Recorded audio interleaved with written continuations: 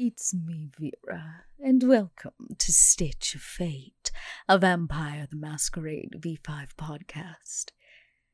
Since we'll be portraying vampires who have left their mortal lives behind, expect that we're going to do bad things that deal with difficult themes and content meant for an adult audience.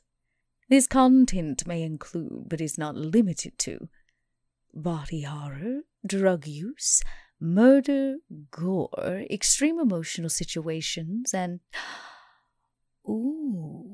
graphic images.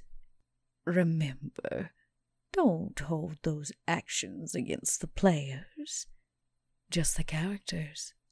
Take care of yourself, mortal, and take a break if you need it.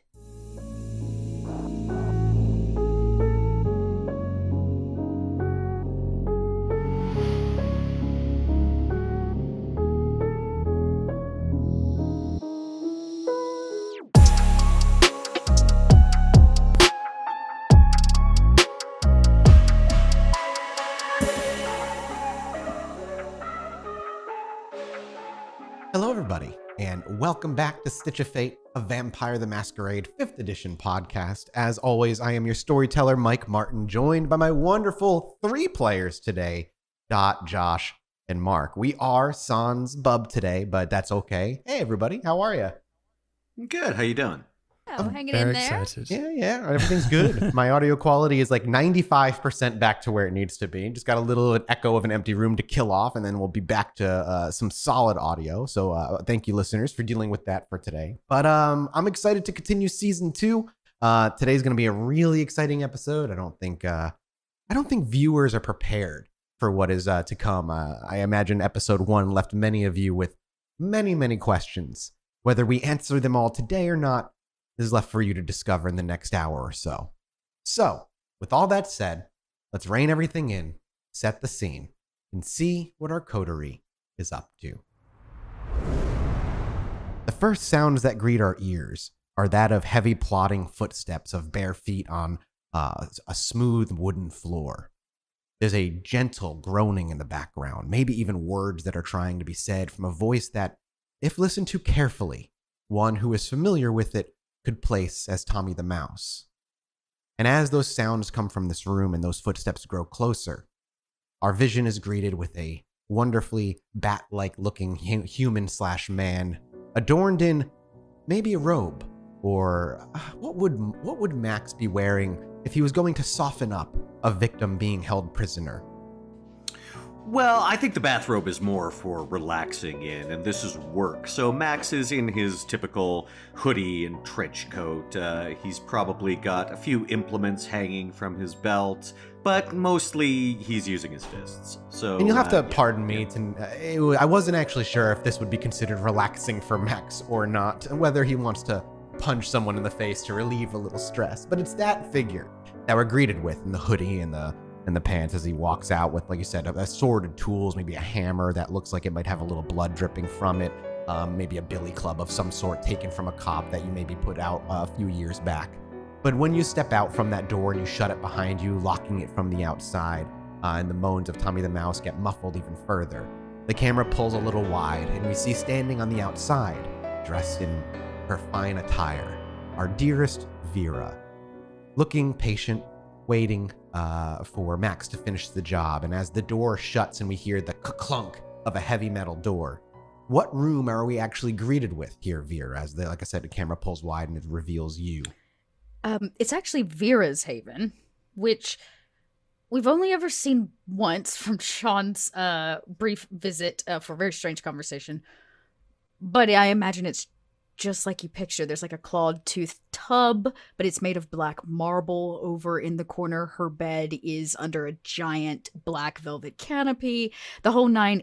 And the one brick exposed wall at the far end of the room, just next to the mirrors and the ballet bar, is a set of chains, where I imagine that's Tommy is being held. And that's what the viewers are greeted with. And Vera, you know interrogation is to come. But tonight's the first night after having taken him into custody that you have him. And we all know you need to present the threat that he needs to be afraid of when you begin to ask the questions. So a little softening up, a preparation for the punishment that could come, is something that you serve to the most important of prisoners that are left here. And Max does his job exceedingly well. Night 1 is complete, and you have plenty of other business to attend to. But there's still the question of what to do with Tommy the Mouse, and that weighs heavily on Vera's mind as Max stands next to her. Okay, Vera. I think he's about as softened up as he's gonna get. Well, the question is, what do we do with this sad piece of man? I mean, that's your call, Vera. I've already done plenty to him, if you know what I mean. We hear a crack as Max rolls his neck and stretches out his arms and shoulders. Well, did he give us any important information? The only thing he did was beg you to stop, and that became unintelligible when you put your fist into his teeth. Yeah, I gotta be honest. I haven't been asking him any questions. Was I supposed to do that? No, I just wondered if anything managed to eke out of Tommy the Mouse. Oh yeah, he eked plenty. Good. There was lots of ekes. There was some oohs and some a lot of please stop. For Christ's sake, I'll do anything. Yeah, stuff along that line. Well, he's really messing up the feng shui of my room. So, his disgusting body is going to have to go. I say we give him to the Russians. Fair enough. Oh boy, I don't envy this guy. You think that I was rough on you? Just you wait. And we hear as that sentence finishes the beginnings of the heels clacking on that hardwood floor as Vera and Max stride down the stairs and make their way from that upper floor of Vera's haven in this club down to where Shaun lingers a little longer. It's Max knows that Vera has business to attend to with Shaun. Whether Max sticks around for it or not, I'm not entirely sure. It's not super private conversation. In fact, it's a conversation that Vera has already had with Max about what to do with the drugs. And as you make your way down to a more common area of the club and pass through the dance floor and the kitchen into the back area and down the stairs into the concrete basement of the blood room, there Shaun is standing and maybe even casual. I imagine. I'm sorry, I'm not trying to direct Shaun and take over him. But there's a part of me that as I come down and the camera follows Vera and Max and we go into the blood room, we actually see Shaun leaning up against the wall near Prince Panhard, having extremely casual conversation with her because fuck it, why not? But that's... Oh, yeah. Every now and again, he pokes her in the cheek and is like, you're a terrible listener.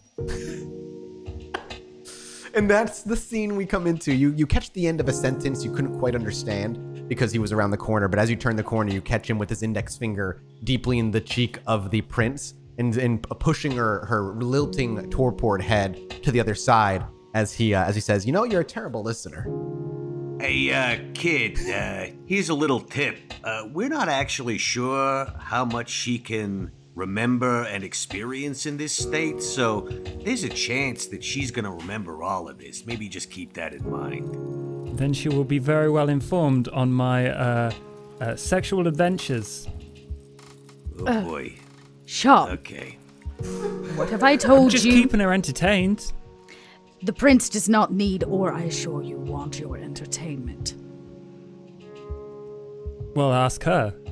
As he points and the camera kind of deadpans from Shaun down to Prince Panhard, and we catch her dead gaze staring at the wall to the right.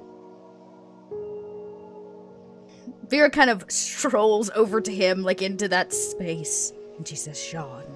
And Shaun, as she strolls towards you, there's almost the echo of what a chill would have felt like. And maybe you're even feeling it. It's hard to tell. You sit somewhere between dawn and dusk. But as she strides towards you, there is a feeling of a predator approaching. You felt that your beast rise in that occasion when you're certainly in the presence of danger. And in this moment, your beast truly kind of recoils. If you can feel it push to the back of your rib cage, like physically a pit in your stomach. But as soon as she says your name and her posture changes, all of that immediately dissipates. What does it need? Since we're working very hard to bring the prince back to us, I imagine you're going to want her thanks and not her wrath. Consider yes, that the next time that you put your finger where it does not belong. Don't make me regret what I'm about to do. Okay. The drugs. Oh. As Shaun perks up and that sense of predation even further falls away like water on a duck's back. Huh, yeah, that got his attention. Seems to be the only thing that brings him to attention. Yeah. We are going to return all but one brick. Ooh, the Russians not gonna like that. It's okay. We're trading it for, say, another brick. Called Like through the window or? Tommy. Oh. Okay. I would like you and your friends to take that brick and do whatever it is you do on the street to sell it.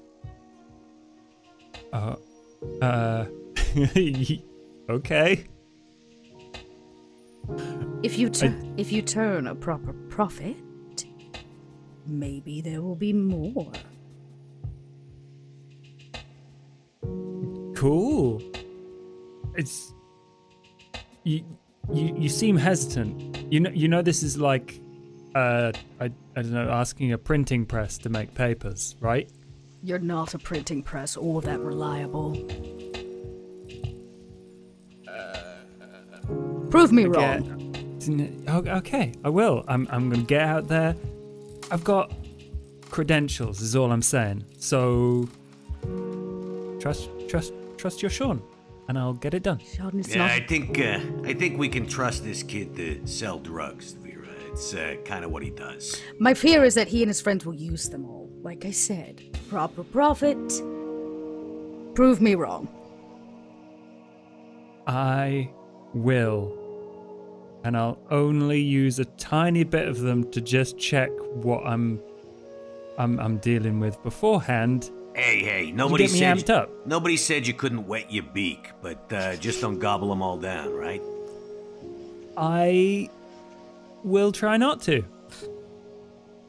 And with this, No, that was a joke. That was I won't. Just seeing what I'm working with. Wonderful. When it's all done, I'd like to meet your friends. Well, you met the guy with no pants, right? That's Okay. one of them. On that note, I'm gonna excuse myself. Have fun, Vera. I gotta go check on Sam. Yes, since that's the first time Vera's heard you talk about your ghoul rather openly. Huh? You Yeah, well, he's a good kid. I just, I want to make sure he's still all right. He's on the mend, for sure. It was a close call, though. Okay, when you're done, come back. I have something I want to show you. Fair enough.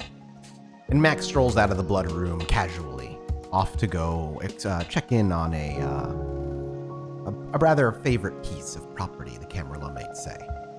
But the camera still lingers with Vera and Shaun, as Shaun spins on his... I just want to make it clear, I wouldn't say that.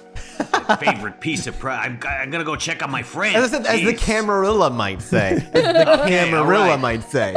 Yeah, well, they say all kinds of things, but I don't say that. No, Max is very fond of those he keeps in his employ and personal relationships. But the camera lingers with Vera and Shaun in this room as you see Shaun spin rather bubbly as he takes a few steps over to where the cocaine is rather neatly stacked by the feet of the prince, where Duke would usually run his numbers.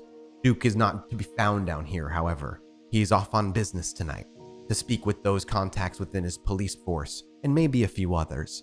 But Shaun reaches over, grabbing one of the top bricks and tossing it as it spins in the air, catching it in his other hand.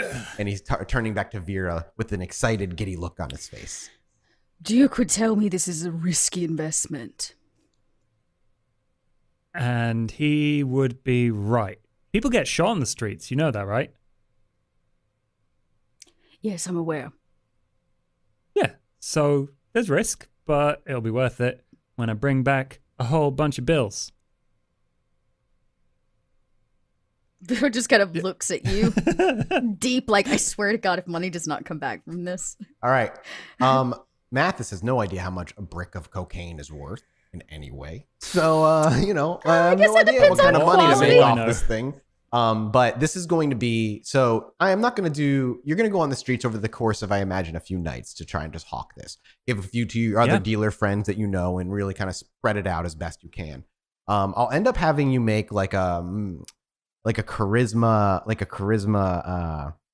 streetwise roll. Charisma finance would be acceptable if you wanted to use underlings instead of you going out there and selling it yourself a lot more. What approach is Shaun looking to take with this cocaine?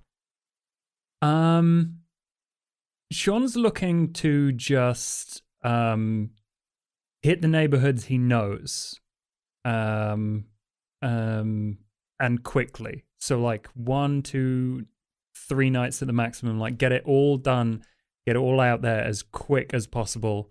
By just. He's gonna call on his buddies. Okay, so I'm gonna do a charisma finance roll. You're gonna be more. Oh, no. Do you have? Wait, no, he's going out there himself. He's just gonna. Are you using your allies? Is that what you're looking to use? Yes, okay. I do have to. I have to roll a d10 because that's how they're reliable they are. Yes, correct. It's like a 50-50 chance. So let's see. What do you want to do? You want to do odds they help, evens they don't? Sure. All right. Well, you said it's 50-50, right? Odds they help. Yep. Okay. So you rolled a 3. Yeah. With a 3, that's exactly what you need. And those that you're in your employ are rather free tonight. One of them was kind of deep in a not a binge session. What's the word?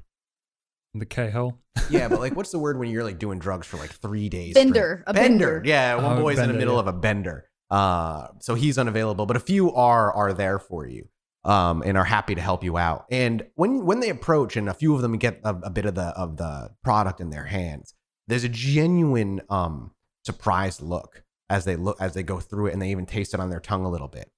Even one of them looking up and be like, "Holy shit, this shit is pure as hell." Yes. Where the hell did you get this? I got it from a very good friend of mine. And if you don't want to end up 6 feet under, then you're going to have to fucking get it out there on the streets, bring the bills back to me, I'll give you a cut, you spend it on whatever you want then. Okay, we clear? Can I get a charisma leadership roll, please? Oh, no. Oh, my boy Shaun trying to be a leader. Remember, you can rouse the blood if you'd like and get an extra 2d10 added to this. I think Thin Bloods only get 1. Ooh, okay, well, they get stuck with the bonus, old school. I think I will. Okay, you do not get hungry. Hungrier. Oof. 1 hunger success, though that. you could willpower and reroll 3 dice. I will. 3 successes is more than enough for what you need for this particular task. They're going to head out, and they're basically going to, I'm going to make a roll for the group of them, but they're going to get a bonus +1 die because the purity of the cocaine is going to be, convince others to pay a higher price for this thing. So that's what's going to happen there. I'll make a roll real quick right now.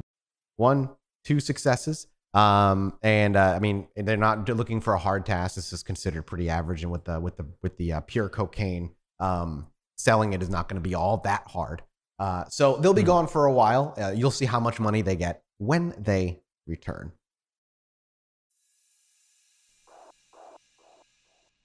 Oh, hi. It's me, Vera. While you're taking a break, take a moment to visit dieharddice.com.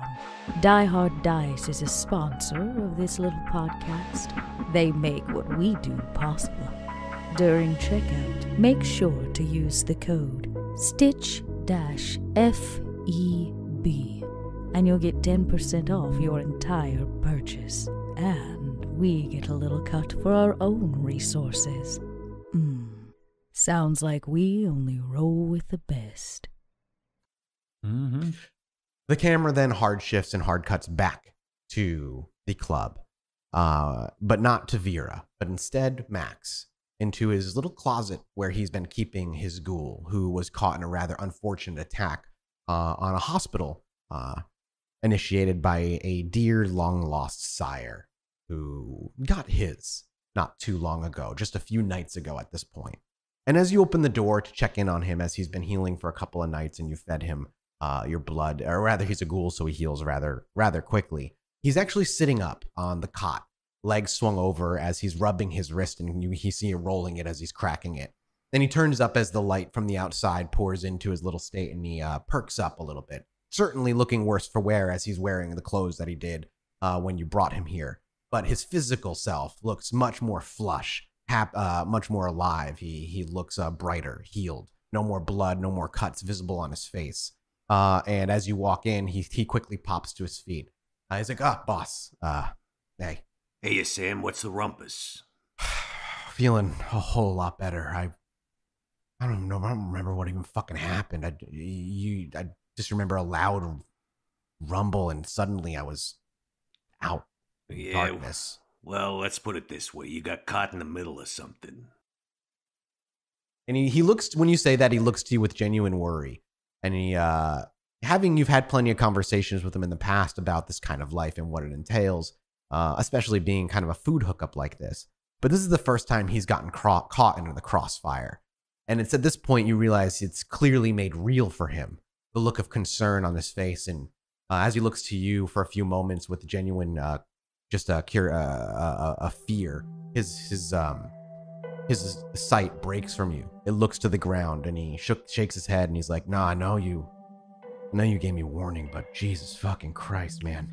Yeah, it's a little worse than that, Sam. I know I told you that, in this life you can make enemies and whatnot, but a problem that I thought had been settled a long time ago looks to have reared its head again. And that's what happened. Yeah. There. Yeah. He slowly shakes his head and he goes, "Max, do you know how many people fucking died in that attack?" A lot, kid. A lot. And he was what? Trying to get to me? Trying to kill me? And it's almost as though that sadness kind of transitions to a puzzling look as he slowly begins to actually piece together why the attack occurred and the loss of lives that happened because he was simply there. It wasn't you, kid. It was me. This is on me. That piece of shit Gustav, he just wanted to send me a message, and he didn't care how many people got hurt in the process. He wasn't going after you specifically, but yeah, he knew that the hospital was where I got my blood from. Sam genuinely looks to be processing all of this. His eyes are darting back and forth, his head subtly going and shaking back and forth. As you take it, as you speak to him, he nods a few times, clearly acknowledging that he's taking it in and listening to you. And as your sentence runs its course and it finishes falling from your mouth, he looks up to you, and you're not sure if he buys it or not. You're not sure if he believes fully the words that you say or not. But he nods and accepts it vocally, at the very least. And there's more bad news. I managed to get in some licks on Gustav. Hell, for as far as I know, I blew his junk completely off. He's gonna be resting up from that for a while, but he's still alive. You took me back here. They're not gonna have found my body in the rubble. If I go back, is he gonna come back?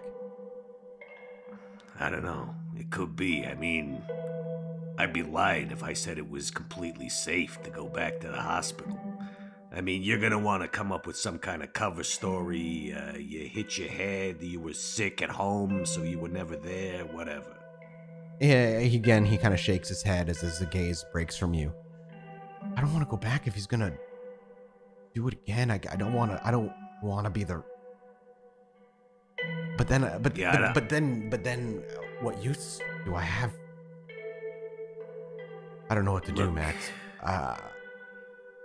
Yeah, it's a tough situation. I understand that. Look, I've still got enough blood to last for a while.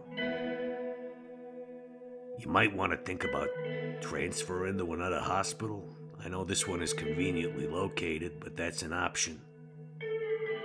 He nods frantically as he still looks to be thinking. Then again, he might think he did his job, right? And if you go back there, maybe that's the last place he's gonna hit again. I gotta be real, man. I'm in over my head.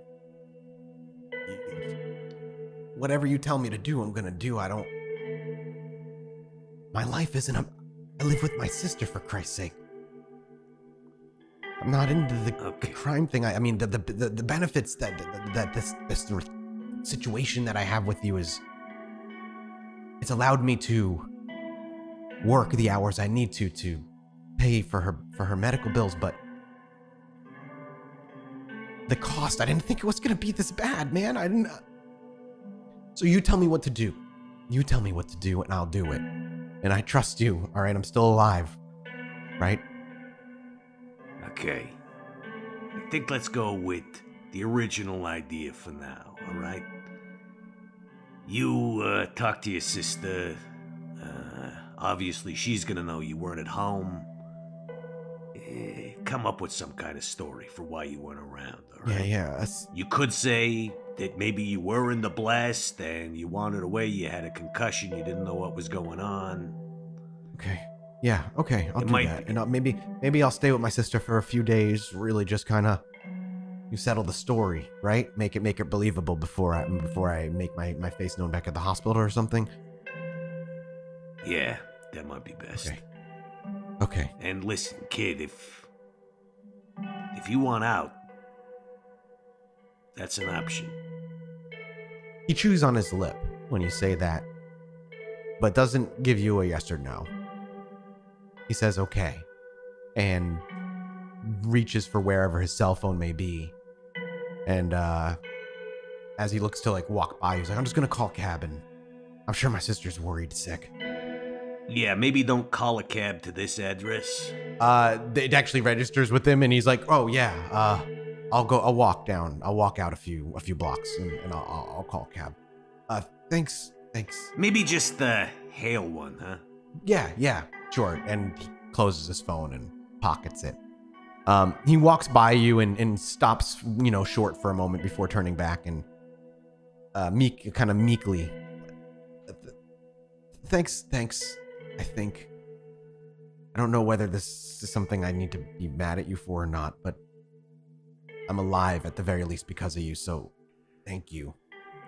Kid, if you want to be mad, it's my fault, so... what's me being... Let's not mince words. What's being mad gonna do? And, he just kind of shrugs. Thank you for saving my life. Take care, Sam. I'll check in. I have his sister's address. You would have his sister's address. It's really downtown, just in a big high-rise, like a big apartment on the 7th floor. You've actually been there before, and it's a small place. They do not have great means, and his sister is unable to actually work due to an illness that she has, and he very much takes care of her. Max actually gives him some of the petty cash that he's got. So as he's walking away, you actually call out and stop him short, and he pulls back and he looks over his shoulder. He's like, "Yeah, what's up?" Yeah, here. This might help things a little bit. Big wad of bills. You reach into your hoodie pocket, and like you said, you kind of pull out money. Some of it you took off of Tommy the Mouse's body. Some of it, like you said, petty cash of the club. And you hand him a stack of bills, and his eyes widen. What? This? And he kind of starts flipping through it. This is last me a month. Yeah, it's just so you don't got to worry about things for a while. Are you sure? Yeah, of course. Don't worry. Okay. Thanks. Thanks, Max. Wow. Wow. And he just kind of turns and he walks away. Max, what's your humanity at right now? My humanity is 7. Okay. I'm not going to pop you to an 8. If you were at a 6, I might have raised you to a 7 in that moment to see Max do that. But it's just a reminder that Max is just much more human in a lot of ways than his outward appearance leads on. And as Sam walks away with much more of energy and a pep in his step than he was initially, and starts counting the bills, and you can even like hear him swearing to himself as he walks up the stairs, like, God, mother, oh my God. And he makes his way out. We see Max, as you no longer hear Sam. Where do we see Max go from there? Does he get to just stand there and head into his room and spend some time in there? He does know that Vera wanted to speak with him as well. Yeah, he'll rejoin Vera. Sure. And the camera will stick with Max, following it back up the stairs. Would Vera be back in her haven, or would she be in the blood room? Or would she be elsewhere? Not to place her anywhere specific. So Shaun's gone. She might have gone back for Tommy. We've got plans for him. Sure. And if you made your way up, so you're back upstairs, you're checking in on him, he'd be unconscious, bleeding profusely from his mouth and hanging from chains, his wrists limp and just barely on the balls of his feet so that he doesn't completely suffocate. But he is unconscious, and you can hear Max arrive before you see him arrive. Vera kind of like waves you in. She's just looming over Tommy's, pulverized like body. And very corpse looking indeed. Yeah, what's up, Vera? Vera kind of tips her head, looks at him back and forth. It's kind of like art, isn't it? Yeah, I suppose so. Yeah, kind of Hieronymus Bosch. I have something for you, Max. Yeah, what might that be? We've been at this for a very long time. How long has Max been living with Vera now? 10 years, right? 10 years? Yeah, a little over the now? destruction of his haven was Halloween night. So that was like about a week 2010, ago. so We're yeah. in early November in the timeline right now. So, yeah, it's been with Vera for 10 years. But even before you were here, we were doing this thing together. We were working together. And I am unhappy with Gustav. You could stay as long as... Yeah. Yeah. Well, imagine how I feel. Well, I imagine 2 shots to the crotch was an exclamation of how you feel. But... That was my opening statement, I'll put it that way. Well, I know that you may have taken his crotch, but he took a lot more from you. Yeah, he sure did. I have a friend. He's a strange fellow, a taxidermist, in fact. He's a bit off the books, we'll say. He came across a creature. One that he felt might be of interest to me. Vera kind of walks over behind her dressing screen, and you see her kind of flip a scarf back, a silk scarf, like she's uncovered something, and she removes a pet carrier, like a steel cage pet carrier, and inside of it is kind of a hairless Sphinx cat, all wrinkly and pink, and just ugly in the most adorable way. And she says, for whatever reason, someone wanted this one stuffed. Now, I know I'm a softie at heart and all that, but Gustav, he took a lot from you. And since you've been living here, this very empty club has felt kind of like a family. And what's a family without a pet, yes? The cat slowly kind of is sticking its paw up against the cage. Its claws are pushing past the metal grate. And there's a genuine, a desire from this cat to be let free from this metallic cage. Yeah, this little guy's for me. Max opens up the cage door. We watch as Max leans forward and with his long pointed nails and monstrous-like fingers pinch the gentle lock on the cage to loosen it and pull free the metal. And as it squeaks and swings open, the hairless cat quickly makes its way out and rubs up against your arm without a hesitation whatsoever, you being the one to free it from its cage. There's a loud purring noise emanating from its chest. He's so weird. I love him. There was something about the wrinkle of the brow that really reminded me of you. It doesn't take long for the Sphinx cat to find a particular sharp, scaly ridge on your wrist that it feels and enjoys rubbing up against on its smooth skin, and it continues to rub back and forth. Max takes one of his claws and just sort of draws across the palm of his other hand and lets some blood pool in his palm and puts it down for the cat to lap up. I'm gonna call him Max Jr. Seems appropriate. Welcome to the family, Max Jr. A second habit, a muscle memory kicks back in as you as you're even talking to Vera, so nonchalantly slice open your palm and just bring it down for the cat to lap up. Just continuing eye contact with Vera and speaking to her. And Vera, you for the first time, as the cat walks over and laps up a few drops of the thick vitae that falls from his palm before quickly healing back up. There's a life to Max that you only really see when he's enjoying business or something along those lines, or Sam comes into the picture. But there's a genuine pep to his step, almost like a childhood giddiness as he gets excited to see Max Jr. step forward. Max Jr. laps up like a few drops, and you can feel your palm heal quickly. And as you do so, the cat looks up to you with big eyes. You see its pupils dilate, and it very quickly kind of just sits by you and is purring quietly up against you. Yeah, I'm gonna have to get him like one of those little scratch and post things. As long as he keeps the Nosferatu rats out of our club, he can have anything he wants. Oh, yeah. Yeah, you're gonna be a big, strong fella, aren't you? Yeah, that's right. As you speak to it, it gives you a little chirpy meow mid-purr.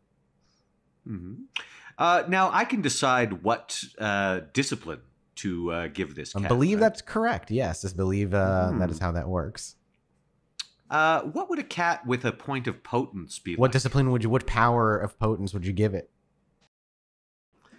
Is lethal body a level 1? Is it? Okay.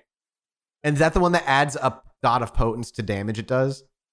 Okay, so the cat would it would basically do 1 point of aggravated damage every time it successfully does damage to something. So it would be capable of like gutting someone. It could, it could fuck up a mortal real bad. And you watch, it doesn't like change physical form too noticeably, but you do watch as the blood imbibes the body, as the cat purrs and sits itself next to Max's wrist. You see its muscles kind of define itself a little bit further from the skin. A few of the veins get a little thicker. A few of the lighter, softer wrinkles disappear as the muscle tones themselves. And the cat becomes noticeably more in shape over the course of a minute or so before your eyes. There you go. Nobody's gonna fuck with you. Yeah. Would Max put the cat on his shoulder? Is he let the cat kind of wander? What kind of? I'm curious what kind of cat person Max is when he has a pet cat. I would say, yeah, definitely. It perching on his shoulder would be a thing you would see, but it would also just like sort of wander. Sure. Freely. So we actually see as you pet it and then kind of stroke it as you watch its muscles become slightly more defined. As you open your palm, it kind of walks up on your wrist and hops from your wrist and does a quick leap up to your shoulder before kind of pacing and balancing itself and finding its balance on your rather monstrously wide shoulders, and then comfortably sitting down on you and kind of leaning up against you. Vera seeing this whole process happen over the course, like I said, of about 5 minutes. She watches very, very quietly from the shadows of this, shadowy basement. And if she sees happiness, if Max is a little happy, you might, if you were looking close enough, see Vera crack a smile. The camera is heavily honed in on the side profile shot of Vera, just close enough, and as it zooms in so we can no longer see the eyes as they fall out of frame. And we simply see just your gentle tip of your nose and your steadfast, stoic lips. And just as your lips crack the gentlest smile, we hard cut to the streets. We're greeted with the sounds of honking horns and screaming people. Shaun, you've been hawking cocaine now for a few hours. Could I please get a charisma streetwise roll from you at a +1 because this cocaine is great, and if you have any specialties that would apply, feel free to do so. You have, and you're muted before you talk. A pickpocket? Does that count? I mean, if you want to steal money off of people, if you're trying to also steal, but then we're looking at another type of roll here. Can do. He's not going to pickpocket anyone, but he is going to keep an eye out for Tommy's people and the Russians, but he's also gonna like as he like makes a few sales on places he knows, like after a while he moves to a corner that lets him watch the Elysium that he went to, where he met some of the other people. Sure. From the Society of the Night. Out of curiosity, is there anything in particular that dear Shaun is looking for here? Is hoping to catch maybe like C at Elysium. He, I think, is just looking for. He's probably going to see if the sheriff is moving about, but he's also, checking for Thin Bloods. Okay. I think that's something he's doing. Sounds great. And he's going to willpower that. Yep, you rolled your first. Give me re-roll 3 of them. So a of total of 4. That's 4 better. successes. You sell a great deal of this cocaine at a very, very, very good price. We will simply say, because I have no drug knowledge in terms of like cocaine prices, you make a hefty profit off of what you have. And those that were selling for you when they returned that night also made a pretty hefty profit, even after taking their cut of the money, which I imagine is an enormous amount, but a good amount to keep them happy. Vera, as far as Shaun is concerned, this is as best as they could have done in the areas that they have access to. Because if you end up going and selling in richer areas and stuff, you're dealing with territories of higher up gangs that are not going to take well to independent dealers walking in with a brick of cocaine that may have been taken from that somebody. So do we get like importance. a one-time use resource kind of a thing for this, or? Yeah, I'm happy to give you. We'll say you made a one-time use for 1 brick of really good cocaine. You got 2 dots of resources in liquid money to use as you see fit. I give 1 of those dots to Shaun. Okay, so that's going to be Shaun's cut when you return. We'll get to the Vera thing in a second because he's still outside. He's just collecting the money. I want to just make sure he sees something in Elysium before we move to the club. Because he's saying looking for Thin Bloods. While you see no Thin Bloods, however, you do see Coterie at some point make his way into Elysium. He seems to have a few words with some other kindred on the inside. You can't quite tell who it is. It's not Larson at the very least. You would know if it was. But the man seems to have glasses. Oh, actually, you did meet him. This is the Harpy, Arturo. Yeah, he doesn't like Arturo. Yeah. They have conversation for a while before Coterie quickly slips away into the night, never catching eyes on you, and you staying rather out of sight and watching from a distance. Oh yeah, he's going to use his obfuscate power. So you will stand as still soon as he sees and them. not be seen. He stands still and disappears. But with 2 dots of resources and profit to return to the club, Shaun is rather successful this evening. And as he enters and pushes his way through the mass of bodies that are dancing away at the club this evening, through the heavy thumping music that radiates and causes the whole building to vibrate, Shaun makes his way downstairs.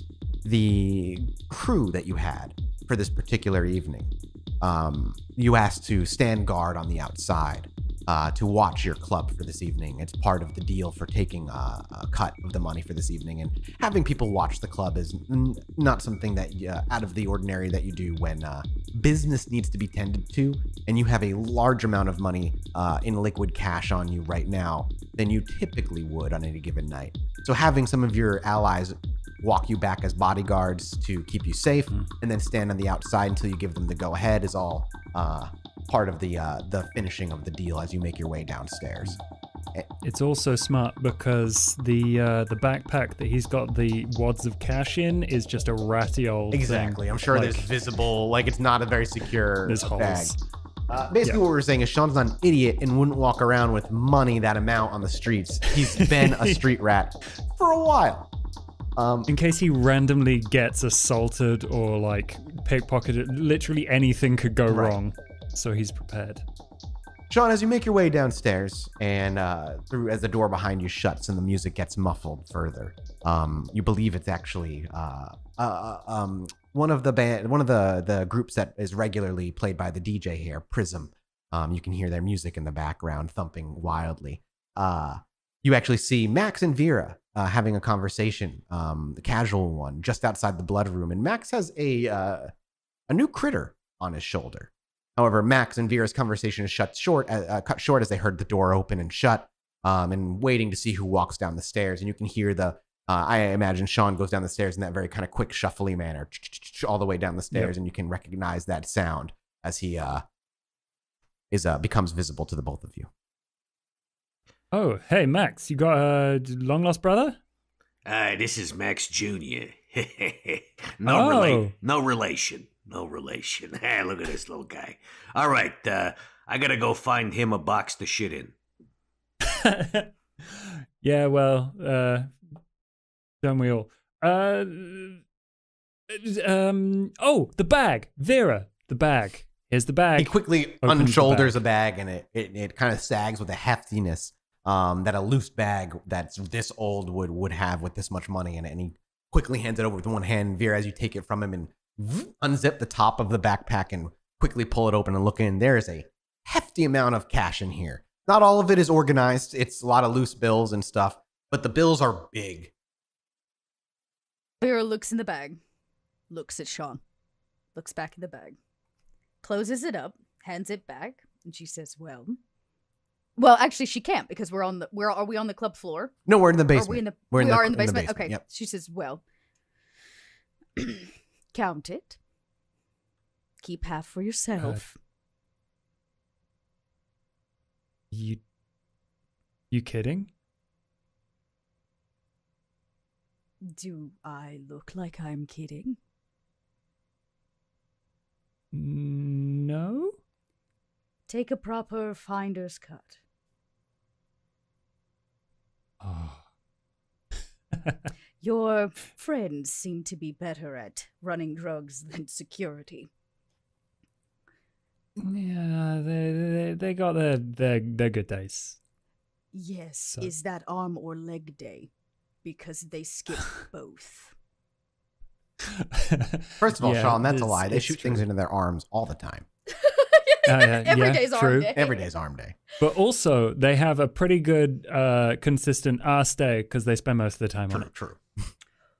Well, that being said, I am going to deliver Tommy to the Russians.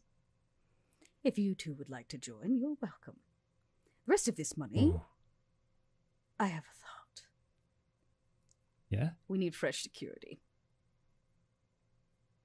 Well, my mates are going to get cold standing outside there, so yeah, probably. And we wouldn't want that. And as Vera says, we wouldn't want that. And the three of them begin to walk their way up the stairs. We softly fade to black, but sounds continue, changing from muffled music to genuine casual conversation about Call of Duty from the last night before. The camera fades back out to hear the cars rolling by, and two of Shaun's buddies guarding the back door of the club in the alleyway. They're having, like I said, a bit of a conversation. We can only see their feet from here. And as we get a close in on these worn-in sneakers of one of the two of his buddies standing out back, guarding the door, very quickly, as though it just appears behind the feet of the others. Dressed shiny, polished black shoes and perfectly fitting black pants appear. There's a quick what before it's cut short, and there's a gurgle. Blood spatters onto his own feet before his body crumples to the ground. And very quickly again, those feet disappear and appear in front of the others, just a little bit further beyond. We don't hear any struggling, though we do hear a quick breathy moan, before eventually he too crumples to the ground. The black dress shoes and pants stroll casually to the back door, swing it open, and step inside. The camera lingers outside as we watch the door shut, close, and we hear a click. And then on that click, the screen cuts to black. And we will return next week with episode 3 of Stitch of Fate. Thank you for listening, everybody, and I'll see you next time. Goodbye.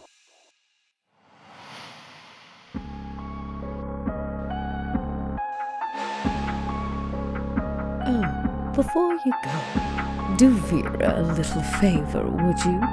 Break out that Masquerade breach in your pocket and follow us on Facebook and Twitter at Pod by Night or Stitch of Fate. Make sure to leave us a little 5-star rating and review, would you? And if you don't, well, I guess I'll just have to send Max after you.